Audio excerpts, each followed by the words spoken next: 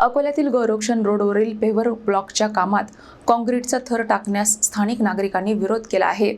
या पद्धतीमुळे पाण्याचा निचरा अडेल आणि तापमान वाढेल असा दावा करत महानगरपालिकेकडे निवेदन देण्यात आले।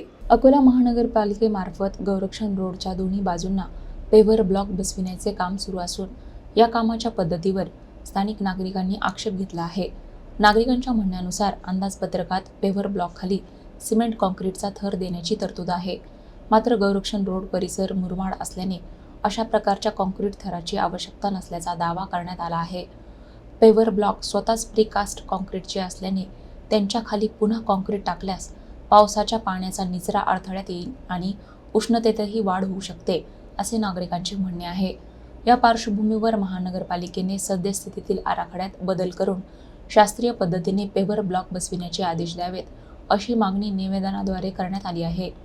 आता या मागणीवर मनपा प्रशासन काय निर्णय घेते याकडे परिसरातील नागरिकांचे लक्ष लागले आहे।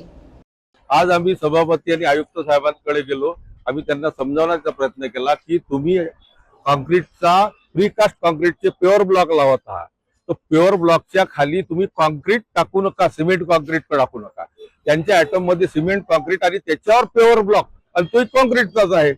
मग उद्या जर या ठिकाणी पाईपलाईन आली तर तुम्ही ते सिमेंट काँक्रीटचा रोड फोडसाळ काय आणि पाण्याचा निचरा कसा होईल? गोरक्षण रोडवरच्या साऱ्या बोर ड्राय झाल्या होत्या या वर्षात, अजूनही गांभीर्यानं घेत नाही मनपा। 8 दिवसानंतर पाणी देते, नळाचं पाणी देते, आमच्या बोर असतात तरी गांभीर्य घेत नाही आणि आम्ही सांगतो तर ते ऐकूनही घेत नाही।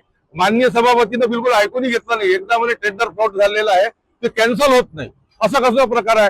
ते तुमचं अंदाजित अंदाजपत्रक असते, त्याच्यात नॉट एक्झिक्युटिव्ह आयटम करता येते। आणि त्यांनी म्हटलं की म्हणजे कहर असा झाला की झाडाचं जे आळं सोडू आम्ही तेच तुमचं रेन वॉटर हार्वेस्टिंग राहील। नॅचरल पूर्ण रस्ताच जर रेन वॉटर हार्वेस्टिंगचं काम होत आहे तर काँक्रीट कशाला जबरदस्ती देता? आम्हाला गरज नाही आहे तितक्या मोठ्या काँक्रीटची। आधीच हे काँक्रीटचे रस्ते करून तापमान अकोला शहराचं वाढवलं, गोरक्षण रोडचं वाढवलं, आमचे बोर ड्राय झाल्या आणि मुरमाड जागा असतानाही तुम्हाला इतकं सोलिंग वगैरे टाकायचं काम नाही आमचं। तसेच रस्ते, हा भागच कडक आहे, मुरुमाचा भाग आहे ना। तुम्ही चांगला मुरुम काढून राहिले आणि दुसरा कृत्रिम पुन्हा टाकून राहिले। फक्त पैसे खाण्यासाठी आणि ठेकेदाराच्या हितासाठी बनवलेलं हे अंदाजपत्रक आहे आणि त्याला अभय देण्याचं काम सत्ताधारी करत आहे। आयुक्त साहेबांनी ऐकून घेतलं आणि चौकशीत टाकलेलं आहे ते कार्यकारी अभियंता गुजर साहेबांकडे की याच्या संबंधित सविस्तर अहवाल द्या म्हणून माझ्या समोरच त्यांनी आदेशित केलेला आहे।